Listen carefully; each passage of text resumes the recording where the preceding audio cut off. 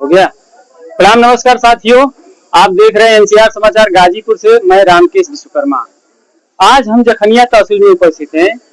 यहाँ पे एक अधिवक्ता सर का कुछ समस्याएं हैं, उनसे मैं बात करना चाहते हैं कि क्या इनकी समस्याएं हैं।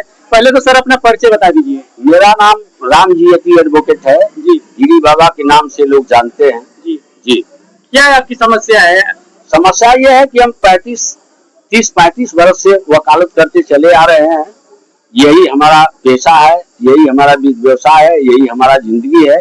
मैं जनता से जुड़ के जनता की समस्याओं को अधिकारी और न्यायालय में प्रस्तुत करके जीवन यापन करता चला आ रहा हूँ। लेकिन हमारी जानकारी में वर्तमान समय में जो भ्रष्टाचार एसडीएम न्यायालय में फैला हुआ है, अब तक हमने कभी देखा नहीं था।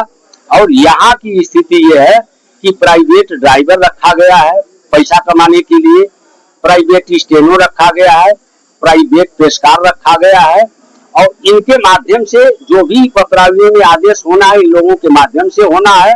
किसी धारा का पत्रावली है, उसके अनुसार 10,000, 15,000, 20,000, 30,000, 50,000 जैसा मुकदमा है उसके अनुसार पैसा जाएगा तो आदेश होगा, पैसा नहीं जाएगा तो आदेश नहीं होगा। वर्तमान उप जिलाधिकारी लगभग 8 महीने से आए हैं। मैं बहलब कह रहा हूं कि आज तक पीडी प्रारंभिक डिग्री जो होती है सामान्य तरीके से, जिसमें कोई झोल नहीं होता, प्रारंभिक डिग्री भी मेरे पक्ष में आज तक नहीं हुआ है। और अब तक 27 मुकदमे की पत्रावली मेरी गायब है। 4 दरखास्त अब तक मैं उप जिलाधिकारी को देके निवेदन किया हूं कि मेरी एडवोकेसी समाप्त हो रही है, पत्रावली सब गायब हो रही है, खोजवा के उसमें उचित कार्रवाई किया जाए। लेकिन आज तक उप जिलाधिकारी मेरे एप्लीकेशन को लेते गए, रखवाते गए, आज तक एक भी पत्रावली नहीं मिली। जो पत्रावली आदेश में गई है 14 दिन 20 दिन के बाद पुनः रेगुलर डेट में या तो लगवा दे रहे हैं या तो गायब कर दे रहे हैं। और इसकी शिकायत मैं माननीय मुख्यमंत्री उत्तर प्रदेश सरकार को कर दिया और आयुक्त वाराणसी मंडल वाराणसी को कर दिया, अपने जिले के जिलाधिकारी महोदय को कर दिया, जिससे ये नाखुश होकर के हमसे टोटल खफा है, हमारा अधिक से अधिक नुकसान करने की धमकी दे रहे हैं उप जिलाधिकारी महोदय। इस तरह से आप ब्लेम लगा रहे हैं जी उप जिलाधिकारी महोदय पे। जी हाँ। तो साक्ष्य कुछ है आपके पास? साक्ष्य पत्रावलियां हैं, 2-4 पत्रावलियां जो भी मैं बताया हूँ, जो एप्लीकेशन दिया हूँ, जो मैं बताया हूँ, ये 27 पत्रावली मुकदमे की गायब, उसका एप्लीकेशन मैं जो दिया हूँ मेरे पास है।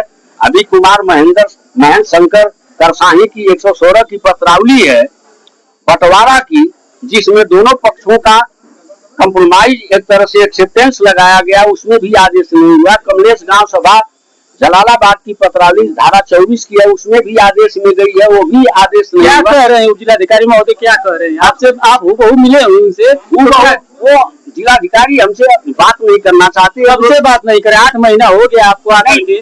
तो आप हम लोग तो देख रहे हैं कि अब जनता आ रही है, सभी लोगों का कार्य जो है कि कुछ न कुछ हो रहा है, कुछ न कुछ पेंडिंग लटक जा रहे हैं। तो आप इतना बड़ा उनके ऊपर इल्जाम लगा रहे हैं। तो हम जनता से जुड़े हुए हैं, 30, 35, 40 मुकदमा अब तक डेली देखता चला आ रहा हूँ। ऐसा भी नहीं है कि मैं मुकदमा विहीन आदमी हूँ। मैं यहाँ और कोई साइड बिजनेस मेरा हो, वकालत ही मेरी जिंदगी है जी। मैं एक अधिकारी के खिलाफ ऐसा कोड़ा जो है झूठा आरोप नहीं लगा सकता ना।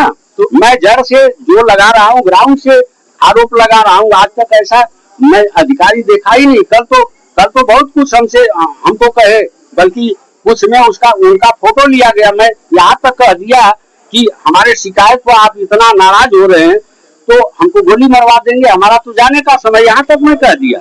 अब इससे ज्यादा मैं क्या कहूँगा। तो आप अब जब इस तरह से पेश आए हैं तो आप इसके ऊपर और कहीं गए हैं कि ऐसे ही खाली हम ऊपर शिकायत कर दिया है। सोमवार को डीएम साहब से मिलने के बाद आखिरी कार्रवाई मेरी सत्याग्रह और समाज तक जाने की तैयारी है महाराज। डीएम साहब के जो आज नए आए हुए हैं, महीना भर प्लस हो गया है, जिनके बारे में भी आपको जानकारी हुई होगी। डीएम साहब के बारे में जानकारी यही है कि डीएम साहब के यहाँ कोई जा रहा है तो खाली लौट नहीं रहा है। जरूरतमंद आदमी का सहयोग और कानूनी कार्रवाई डीएम साहब तत्काल कर रहे हैं। दुर्भाग्य है कि मैं 70 साल का उम्र दराज आदमी हूँ, आँख से बहुत साफ नहीं दिखता।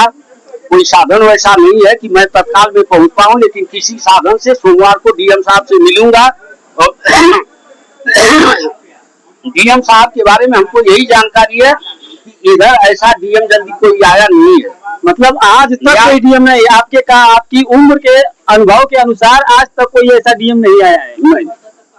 तो डीएम साहब से आप मिलेंगे, बिल्कुल मिलेंगे। अपनी जो यहाँ की जो समस्याएं हैं आपकी वो अवगत कराएंगे। मैं पूरे प्रकरण को डीएम साहब के यहाँ प्रस्तुत होकर के, पेश होकर के अपनी बात बताऊंगा। एसडीएम साहब का भी तो कुछ यहाँ पे काफी लोगों को हम लोग भी देखते हैं कि मतलब कार्य जो कर रहे हैं अच्छे से कर रहे हैं। मान लीजिए आपका कार्य लटका हुआ है, किस वजह से लटका हुआ है वही बता सकते हैं। यहाँ जो जेन्युइन पॉइंट पर जरूरी काम करने वाली जनता है, जो सच्चाई पर लड़ने वाली जनता है, जो सच्चाई पर लड़ने वाले वकील हैं, यहाँ प्रश्न है।